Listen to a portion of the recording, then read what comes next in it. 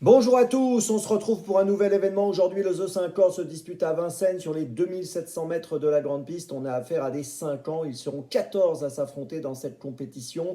Épreuve qui s'annonce assez ouverte quand même. Il y a pas mal de concurrents qui se tiennent d'assez près. Ce sont des chevaux qui n'ont pas gagné 76 000 euros. Avant de démarrer et de vous donner mon choix en 6 pour ce The 5 Corps et tous les paris associés, je vous rappelle bien sûr que vous pouvez vous abonner à la chaîne YouTube de The Turf et je vous invite aussi à activer la cloche pour être informé dès que je poste mon prono. Allez, j'y vais, en 6. Mais écoutez, j'ai retenu un concurrent qui me semble quand même être un bon point d'appui, c'est le numéro 5, Hiroko Strix. Il a gagné à Cabourg lors de sa dernière tentative le 26 octobre. Auparavant, il avait été disqualifié pour sa première sortie à Vincennes dans le prix Daphné. Ce jour-là, il a continué son parcours et c'était plutôt pas mal derrière le peloton. Cette année, il a remporté 3 courses, il faut également le souligner. Je pense que pour sa nouvelle tentative à Vincennes, ça va mieux se passer. S'il reste au trot, je pense qu'il peut gagner. En deuxième position, j'ai retenu le 9, Iris Intense. Alors, il dépend d'une écurie en super forme, celle de Jacques Bruno, qui ne cesse de se distinguer actuellement. C'est important la forme dans les courses, on le sait. Il a été absent entre le mois de mars et le mois d'octobre. Il a effectué une rentrée à Laval où il a été disqualifié. Puis dernièrement, il a couru au Sable d'Olonne. Il a fini 8e, mais c'était plutôt pas mal. Il a tracé une belle ligne droite.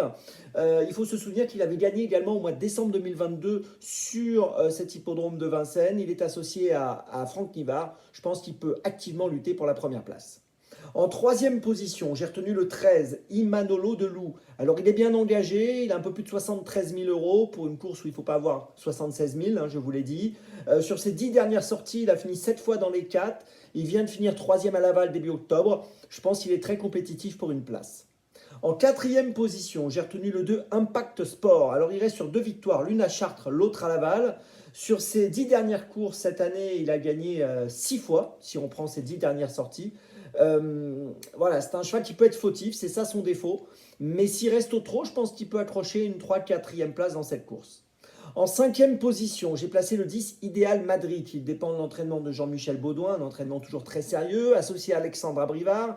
Il vient de s'imposer sur l'hippodrome de Lyon-la-Soie. On l'a vu gagner également à Caen au mois de septembre. Là encore, je pense que c'est un cheval qu'il vaut mieux garder sur notre ticket. En sixième position, j'ai retenu le 3 Issoufou du Chêne, qui reste sur une 4e place à Anguin au mois d'octobre, qui avait pas mal couru fin août sur ce parcours des 2007 à Vincennes en terminant 3e. Et je pense que c'est un profil intéressant pour une 4-5e place. C'est un concurrent qui peut tout à fait finir à l'arrivée. Je vous résume mon choix en 6 pour ce The 5 ordre. Le 5, le 9, le 13, le 2, le 10 et le 3.